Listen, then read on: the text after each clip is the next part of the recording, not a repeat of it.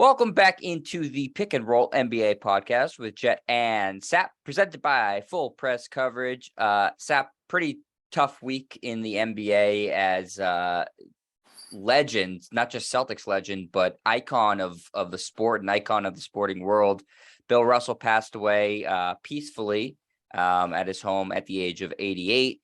We could do shows for the next year talking about Bill Russell as a man, his impact on the game, his impact on the civil rights movement.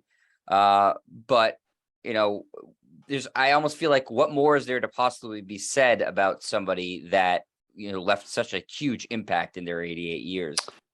Yeah, I mean, the thing with Bill Russell, obviously, is more than just on the court. I mean, and his accomplishments on the court are second to none.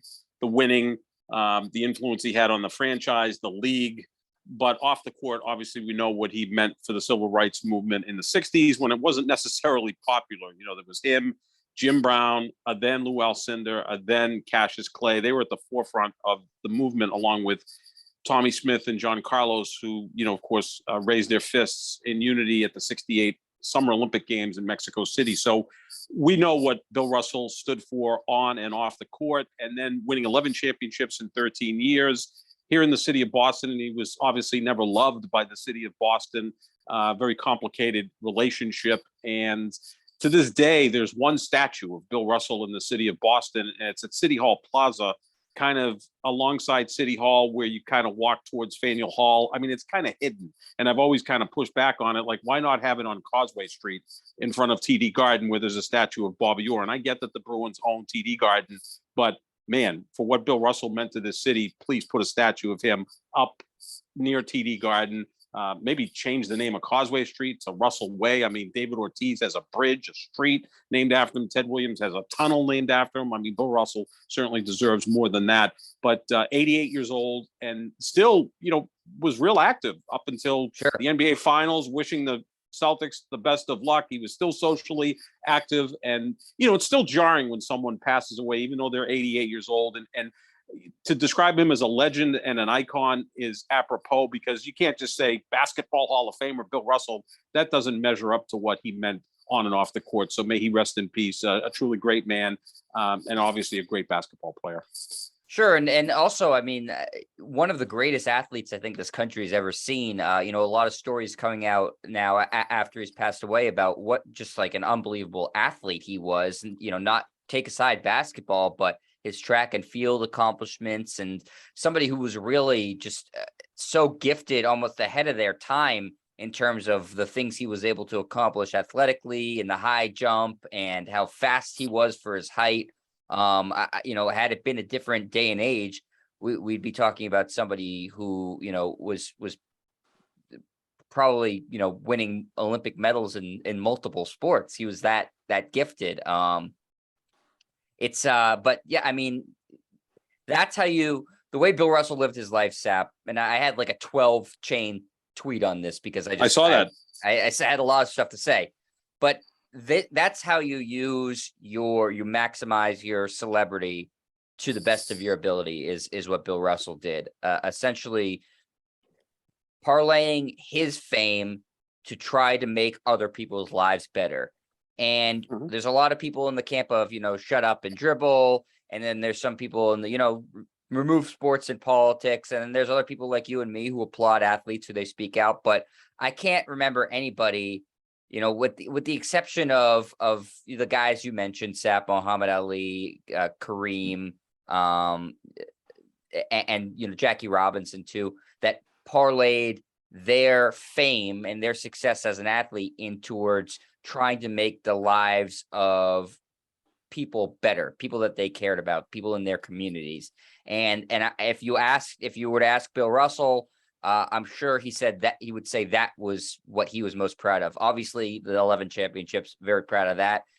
But his life as an activist, I think, is the same. And then the same, I think, if you ask Kareem, he would say the exact same thing. Muhammad Ali was still around. I'm sure he'd say the same thing. All those guys. But I think that's where Bill Russell's legacy will live on forever and ever. Of course, 11 championships, that's never going to be topped, but it's the parlaying his fame into trying to make people's lives better. He marched with Martin Luther King. I mean, that says it all. And Martin Luther King wanted to call him up on stage to speak, and Bill Russell politely declined. He says, "I haven't earned that right yet." Just think about how self-aware Bill Russell was at that moment to say, "This is still Martin Luther King, who is the leader of this movement, and I'm just here to be a servant to him." And I think that says so much about what Bill Russell was about. And he kind of did that type of thing on the court as well. He figured out ways to win games. He wasn't about statistics. He often said, "Why should I shoot so much when I've got Sam Jones or Tommy Heinsohn or John Havlicek, all great shooters? Why have me shoot when they're better shooters than me? My job will be to run to the rim and try to draw defenders there. I'm going to be a great defender. I'm also going to not block shots into the stands. That might, be something that gets oohs and ahs from the stands, but it doesn't really help us because the other team still has possession of the basketball. I'm going to be a great defensive player. I'm going to rebound. I'm going to set picks. I'm going to be a leader, the ultimate leader." And then in his final 3 years, he served as player coach of the Celtics and won 2 more titles. So, I mean, we're talking about someone who just understood what it took to win, to lead in very difficult times. Again, he was never embraced by the city of Boston. Neither was Ted Williams, by the way. In the late 50s, you had Bill Russell winning championships and Ted Williams, who, often is referred to as the greatest hitter in the history of the sport, and neither was embraced by the city. I mean, right. Flash forward to David Ortiz and Tom Brady, who are revered in this city. So, a little bit different at that moment. And people hold it against Williams that he never won championships. Well, back then, one team represented the American League and one team represented the National League in the postseason. They met in the World Series. And Ted Williams happened to play at the same time that the Yankees had a dynasty that is still the greatest dynasty in the history of sports. Yeah, and it's baseball. So, it's baseball. Like right. You can't hold that against the great players. I mean, Barry Bonds never won a World Series. Willie Mays won one. Ken Griffey Jr. never played in a World Series. So, yeah, you can't hold that against those players. And again, if we're all about winning, why isn't Bill Russell always talked about as one of the 3 or 4 greatest players, which I think he is? Yeah, agreed. Bill Russell has 11 championships, which is as many as Kobe Bryant and Michael Jordan combined. And yet everybody puts Jordan number 1. I have Jordan at 2, LeBron at 1, and I have Russell at 3 and Kareem at 4. That's me as the Mount Rushmore. But those are all minor things compared to the life that he lived, and may he rest in peace now that he's hopefully in a much better place. And absolutely, if you're talking about his basketball accomplishments, they stack up against anybody. And 11 championships, like I said, Sap, that's never going to be touched. No one's going to approach that. It's an unbreakable record.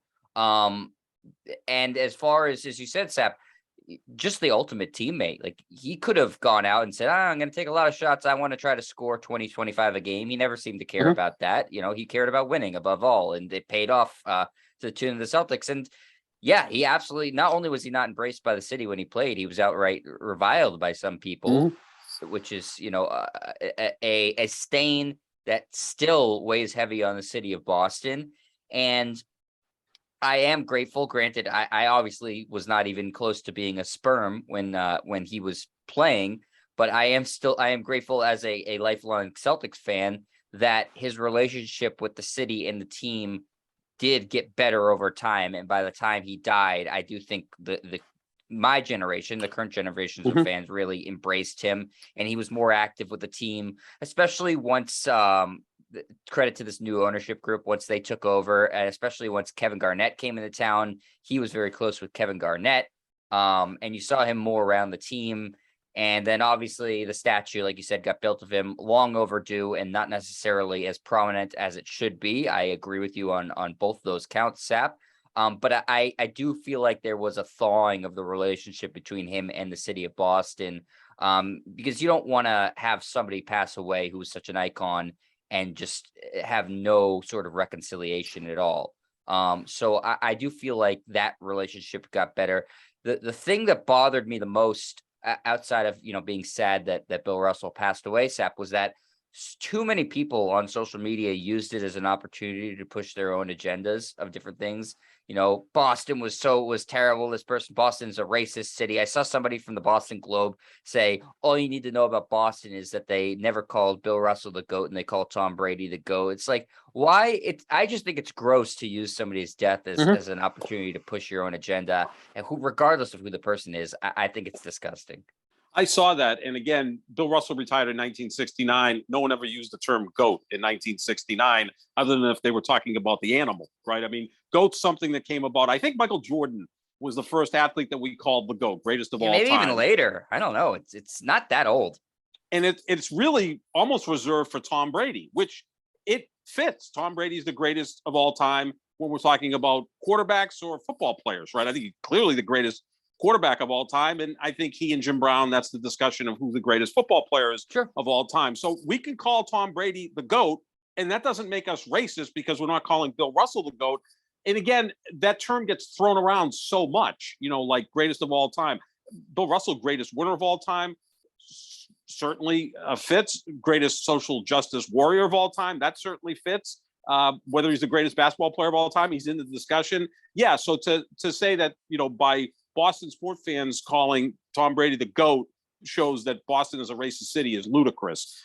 Because again, people that followed and loved Bill Russell don't even use that term GOAT. That GOAT is reserved more for younger people.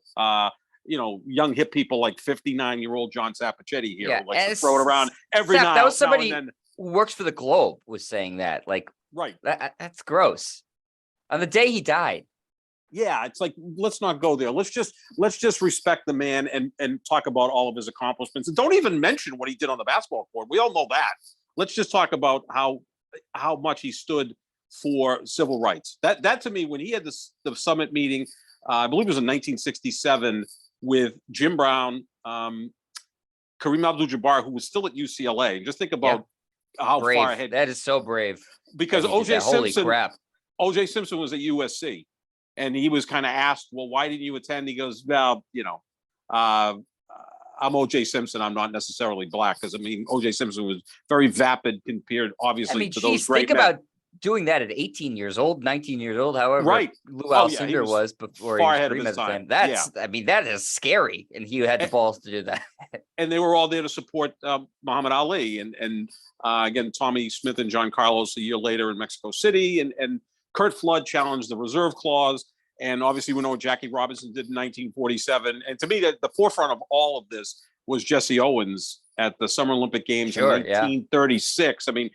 We talk about big road wins. He won 4 gold medals in Munich with Adolf Hitler sitting there, giving him whatever, the evil eye or whatever, staring through him. And that man went into the most hostile of all territories and won 4 gold medals. I know, we could talk about athletes winning, Game 7 on the road. That's pretty cool. But what Jesse Owens did in 1936, to me, that's the greatest road victory in the history of humanity, let alone sports. So yeah, all of these great social justice warriors. And now we see the athletes today that are very, very active, but now it's cooler now today, and you can kind of brand it into their, building their brand. It was Colin Kaepernick or LeBron or all these athletes, and that's great. There was a little gap in there where a lot of athletes didn't really get into this, like Michael Jordan.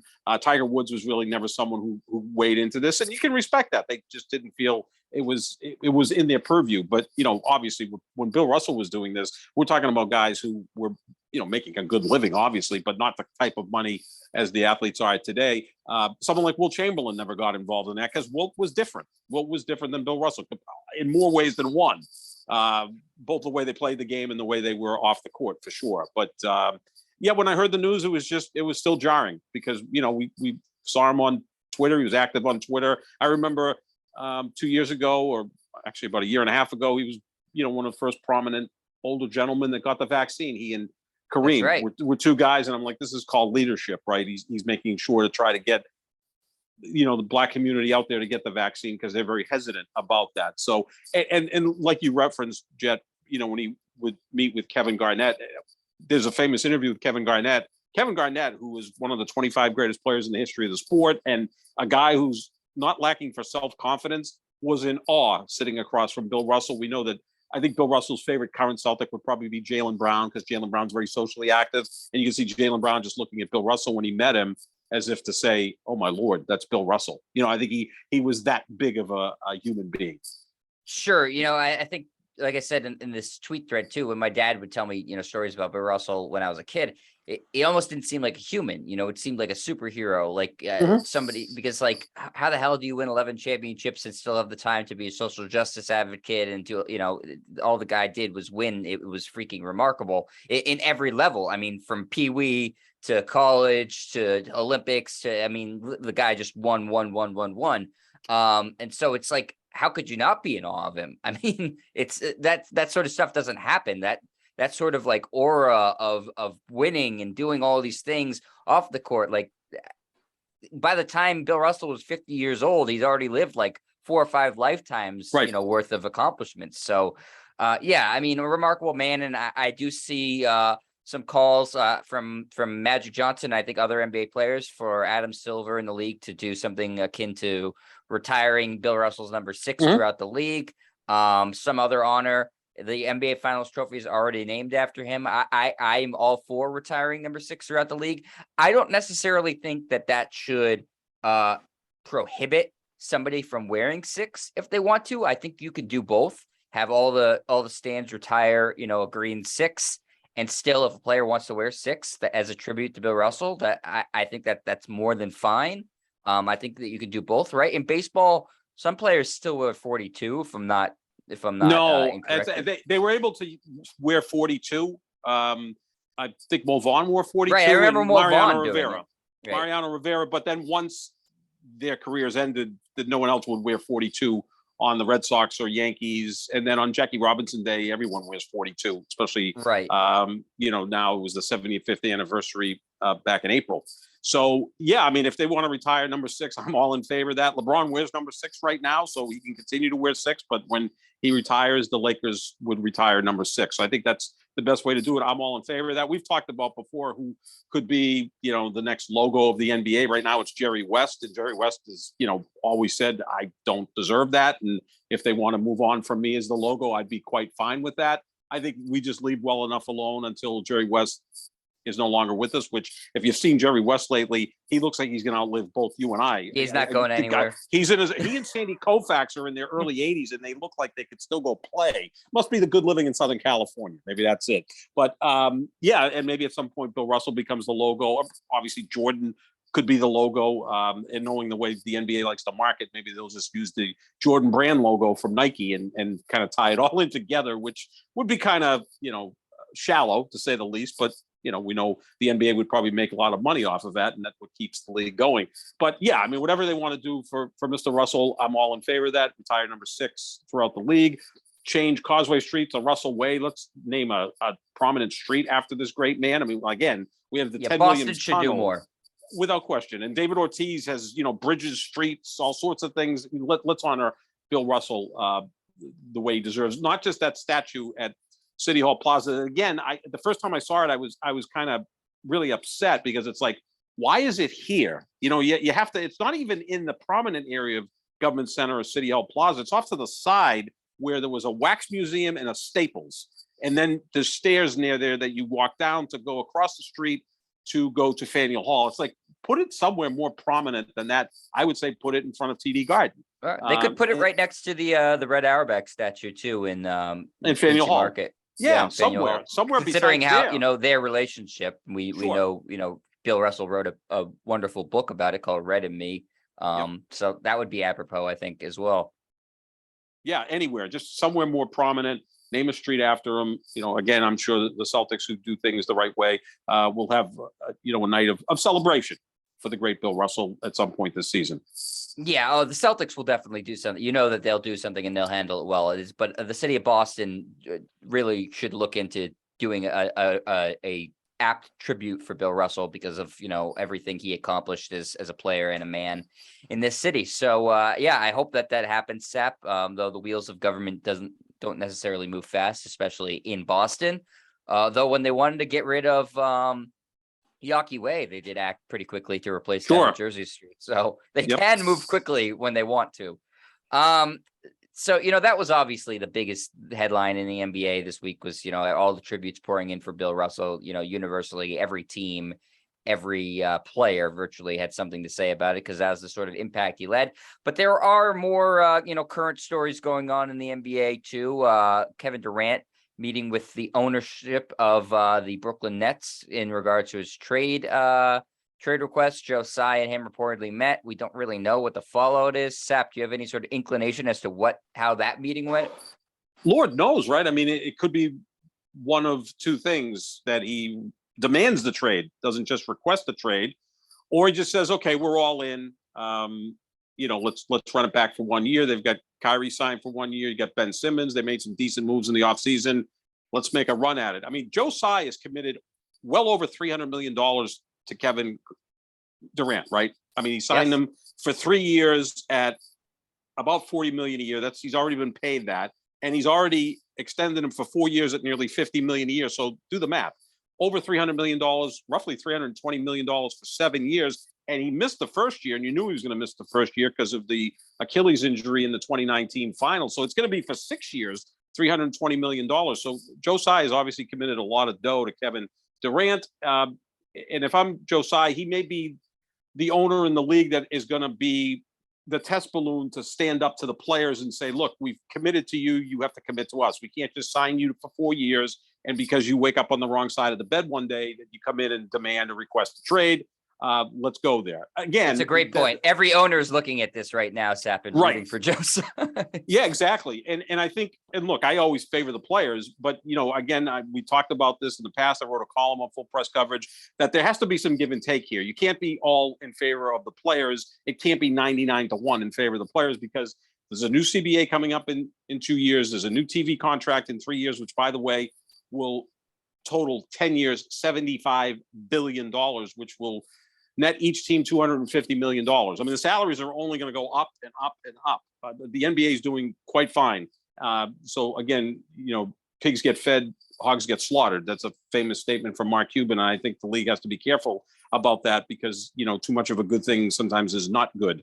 If I can come up with more cliches here, certainly give me a job, writing fortune cookies. But I think that's going to be a very important meeting, unless Durant just says, I want out of here. Or maybe he says trade Kyrie because I can't stand him anymore. I doubt that. I think they still have a good relationship. And then you go from there. If Durant's engaged with Kyrie and Ben Simmons and some of the nice pieces they added in the offseason, Royce O'Neal and TJ Warren to go with their team, maybe they make a run at it. Yeah, no one seems to have any clue what's going on there in terms of their ceiling is incredibly high. We know that, but their floor is also incredibly low. We saw that they got swept out. The only team to get swept in the playoffs. So, I mean, if going to Vegas, that would be the last team I would put money on, because who the hell knows, what their win total is going to look like, what their postseason is going to look like if they make the postseason. I don't know. I think it's a fool's errand trying to predict what they're going to look like this year. But certainly, like I said, Sap, their ceiling is very, very high. They have the pieces to be a championship contender, but chemistry is important in the NBA. Health is important in the NBA. Focus is important in the NBA, and it just comes heightened in the playoffs. Should they have been swept by the Celtics? Were they that bad of a team? No, but they didn't have the mental fight in them. They seemed resigned to their fate after game one, where they lost at the buzzer, and they just kind of laid down after that. Yeah, they certainly weren't engaged for the second half of the season. Injuries had a lot to do with that. Then they traded James Harden for Ben Simmons, who never played a moment for the Brooklyn Nets. Kyrie had a great game one against the Celtics and then kind of checked out after that. And Durant never looked himself in that series against the Celtics. But I think with the NBA, we see that teams can kind of turn the corner quickly if everyone's engaged and healthy, and you fine tune the roster, and you're on your way. So it's going to be interesting to hear what the fallout is from that meeting between Kevin Durant and Joe Tsai, and see where the Nets are going forward. Because right now everything's kind of just on hold in the NBA. If Durant demands a trade, well, now we're going to see the teams get involved to try to acquire him, and maybe Kyrie would be on the move. Who the hell knows? But everything is focused on Brooklyn, New York, because with Durant and Kyrie Irving, those are the two biggest stars that could move at some point, or they just stay there and run it back with the Nets. Right. I think, the longer this goes, the more likely that is. I mean, that's not exactly, groundbreaking to say, but the more likely it is that they start the season in Brooklyn, the longer it goes. Again, it doesn't take a rocket scientist to figure that out. But I've said now, I think for weeks, I think at least Durant starts the season with the Nets. It's looking Mhm. increasingly likely that Kyrie might start the season with the Nets too. That doesn't mean that they won't be traded at some point during the season. As we saw, they pulled the trigger on a James Harden trade midway through the season. So their GM, Sean Marks, isn't afraid to make a move, though that did not pan out well for them, as Ben Simmons, as you mentioned, Seb, didn't play a second. God knows what his situation is right now. So, we'll have to see. But yeah, obviously the NBA has been in a holding pattern for a little while now with this Durant and Kyrie stuff. They'll probably remain to be in a holding pattern. We're also waiting to see what goes on with Donovan Mitchell in Utah. That seems much more likely to get done before the start of the season to me than a Durant trade. But we'll have to see. As far as somebody that we know is definitely staying put, Sap, Charles Barkley has broke off talks with LIV Golf, and he's going to stay at TNT and Turner Sports, much to our delight, because that would have been a real shame to see him just go over to LIV Golf and do golf commentary. Although I'm sure he would be great at it, but you and I are not huge golf fans, so No. the fact that he's staying with basketball, that makes me very happy, and that I can still continue to watch the NBA on TNT every night that they do that show and be able to laugh my ass off. I'm very happy about that. Oh, absolutely. I mean, that's where he fits, right? And I'm sure he put a price out, and if Liv accepted it, then he may have been on the move. But he makes $10 million a year from Turner Sports, about another $10 million a year in endorsements. Those endorsements would dry up quickly if he went to Liv, because no one wants to be tied into the Saudi government, the royal family, anything to do with them. So, well, except for Trump, he does. Except for Trump, yes, he had them at his golf course last week, and we all remember when he was president, he met with them, and there was some sort of gold thing that he was enamored with that he just couldn't take his eyes off, because the royal family is very ostentatious. We can agree on that, a little over the top to say the least. I guess when you're worth $600 billion, you can be. So I think what's going to happen, Barkley stays at Turner. Maybe they up his salary, have him do a little bit more or a little bit less, because Barkley's not exactly a guy who's into show prep. I mean, he kind of just goes off, no show which prep, makes him great. Which makes him great. Whereas with golf, I think they'd at some point have to do some prep, and the tournament is 3 days long. And is he going to travel to all these sites? I mean, he essentially sits in a studio in Atlanta, which is great. Does he going to travel onto these different places where they play these tournaments, which is worldwide? I doubt that. And really, the only thing that Barkley talks about in golf is Tiger Woods. He's got a great relationship with Tiger Woods, and Tiger's not part of LIV. So you'd be talking about someone who's not even on that tour. He does a really good job when the quarterbacks get together. Like Aaron Rodgers and Brady and Mahomes and Josh Allen. Well, he knows who they are. Yeah, he knows who those guys are, and he loves Rodgers. It's his favorite quarterback, although he loves Brady as well. So yeah, I think that's going to be interesting to see. But I'm glad he's back for sure.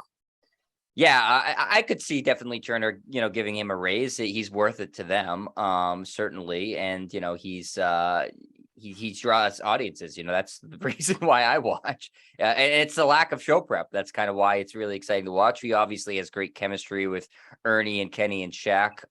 Who knows what his chemistry would have been like with whoever the hell else they'd pair him with on LIV Golf. That's part of the fun, is his relationship with Shaq and Ernie and Kenny. That's why it works so well. And I don't know who he would be doing stuff with LIV. Yeah, I'm sure the money they offered was really good. Was it a little bit more than what Turner and the endorsements? Possible, but again, it would be more work. It'd be more traveling for him. So I think this job is perfect in terms of how much he has to work, what his traveling situation is. I think it works out really perfectly for him. And basketball, I know he loves golf, but basketball is obviously his biggest passion. You would imagine. Heck, he played it his whole life. So I'm happy he's staying there. I think it's good for the league. It's good for Turner. It's good for Barkley. So that pays off well. And now LIV turns their attention to trying to get Tiger Woods for, I saw $80 million. Is that what they want to get?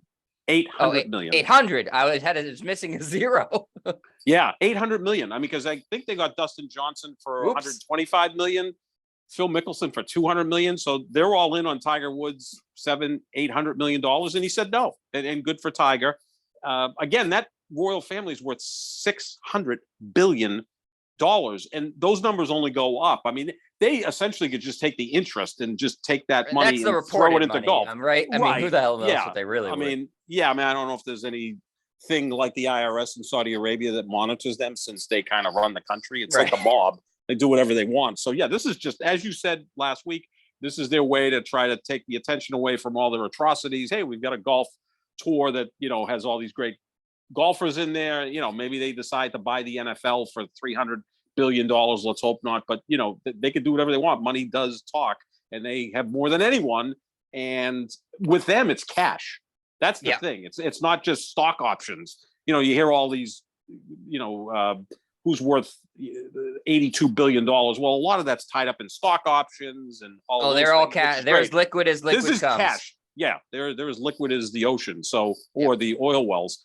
So they certainly can throw $10 billion a year at this for 5 years and see where they're at. And it's not going to really affect their bottom line because they're only growing at that point. So good for Tiger for saying no. Although, if he says yes to that, I can't hold that against him either. When someone says $700 or $800 million, that's tough to say no to, but good for Tiger. The shame of it all, Sap, is I think that it would be nice for the PGA to have actually, competition, because they've been basically a monopoly for ever. Right. But, unfortunately, it has to come in the form of a Saudi government backed golf league. And I saw Greg Norman had an interview with, who was it, Tucker Carlson? And he was, saying, I don't understand what why people are upset about this. Well, do you really not understand? Because then you're just completely out to lunch. I know this has nothing to do with the NBA, but it's just the fact that people are playing ignorant about why some people are upset about this and trying to make it seem like, oh, they're just upset about competition. Well, no, they're upset that, the Saudi government was the largest backer of 9/11 terrorists. And, now they're playing golf at Donald Trump, our ex-president's golf course. It's not a great look. No, not at all. And that's why there's been this backlash, but they're obviously putting some money into it, to say the least, and we'll see what happens going forward. But at least we'll get to enjoy Charles Barkley on TNT. He's phenomenal. That's by far the best pre, post, halftime, whatever show on TV. It's not even close because it has the feel of a radio show, right? It's just like four guys. You've got Ernie as the host. He's the ringmaster, and Kenny Smith is more of the nuts and bolts kind of intellectual guy, and then you got Charles and Shaq, who just give it so much character and so much personality that it just works. Yeah. Sometimes those things work for no explainable reason, and that's one of them. You can't teach or practice chemistry. No, you can't. So that's something that happens naturally, and that's what they have on that show. So I'm really glad. Sap, next show we're going to talk a little bit more about money. Specifically some of these franchises that were just named on the top most valuable franchise list. I don't want to spoil it right now, but the most valuable NBA team, I think, will surprise some people. Yes. And so we're going to talk a lot about that. But I did have one more question for you before we get out of here. I just saw this report today that the Lakers have already given Darvin Ham the power to bench Russell Westbrook at the end of games. If that happens, you are a resident Lakers guy, Sap. Is it good that they're already making this a story, months before the season starts, that Darvin Ham, go ahead, you can bench Russell Westbrook at the end of games? No, this is ridiculous. I mean, this would be like, I don't know. I laughed when I saw the story. Yeah, this would be like management of the Green Bay Packers saying, we've given Matt LaFleur the authority that the end of a game on 4th and 5, in the NFC Championship game, that he could go for it rather than kick a field goal to cut an 8-point deficit down to 5. Yeah, I mean, it's like, okay, like, why do you even have to make a story out of that? They're just a mess. We're going to see. Jeannie Buss's Twitter was hacked. Yes, exactly. Yeah, she's still trying to figure out, who the greatest Laker is. She called Kobe the greatest Laker. That probably pissed off Magic, and it pissed me off because to me, Kareem's the greatest Laker. But yeah, they're just a mess. But again, when you got LeBron and you got Anthony Davis, if they're engaged and healthy, you make a move or two, you can be right back there, right? I mean, look at Golden State, which is a much better run organization, obviously. But, 2 years ago, they had the worst record in the league. The next year, they got to the play-in tournament and got bounced. They didn't even qualify for the playoffs. And then the next year, they won the championship. So that can happen in the NBA. If your stars are engaged, healthy, and you tweak the roster, you can still become a contending team, especially when you have a high-level talent like LeBron and Anthony Davis. I just think they need to be a little bit competent. We'll talk plenty about the Lakers, obviously, before the season starts. That headline caught my eye. It's like, it's the beginning of August. They're talking about benching Russell Westbrook at the end of games. Maybe don't do that right now. No. Yeah, they haven't even started any sort of practicing. These guys are still in Cancun right now. I don't know. The Lakers make me laugh. I'm glad currently they're making me laugh because they can also have the capacity to make me cry. So let's hope that it stays that way for me. I know you don't want it to stay that way. So No, not at all. But that's going to do it for us here at the Pick and Roll NBA podcast with Jet and Sap. Thanks for press coverage. Make sure you check out our social medias for updates on the shows and all sorts of opinions and polls. And Sap, I saw you were talking about the greatest non-quarterback of all time. You had a poll question up on that, or was that a poll question you answered? No, a poll question I had up, and Jerry Rice. I voted for Jim Brown. I agreed with you. Me too. To me, it'd be Brady is the greatest player of all time. I mean, but again, let's take the quarterbacks out of it. I would go Jim Brown number 2, Jerry Rice number 3, Lawrence Taylor number 4, and Reggie White number 5, the great defensive lineman who played for the Eagles and Packers and ended his career with Carolina before he passed away, I believe, at 40 years old. But those to me are the 5 greatest players ever. But again, if we're going to leave the quarterbacks out, I would go with Jim Brown. I mean, Jim Brown to me is still in the discussion with Brady as the greatest player ever. The man played 9 years, led the league in rushing 8 times. I don't know what more you can say. Like I started the show with saying, Bill Russell's one of the greatest athletes in the history of this country. Not just basketball players. Same with Jim Brown. Sure. Same with Jim Thorpe. You can name a couple more guys. Probably Wilt Chamberlain as well. Honestly, Wilt Chamberlain as well through the javelin, record distance. Jackie Robinson, baseball was like his 3rd or 4th best sport. He was better in basketball and football. So I mean, these are guys that are just they're legends, icons, freaks, whatever you want to call them. They're almost, like you said, superheroes. Yeah. Check out Sap's at JohnSap25 and mine is at Jet Stryer. I've been talking more about how upset I am with Warner Brothers and DC Comics recently than sports, but I'll get back into some sports. I know that matters a lot to you, Sap. But yeah, we'll be back next week with a new edition of the podcast. So make sure you stay tuned for that. And we will talk to you later. Everybody rest in peace to Bill Russell and talk to everybody later. See ya.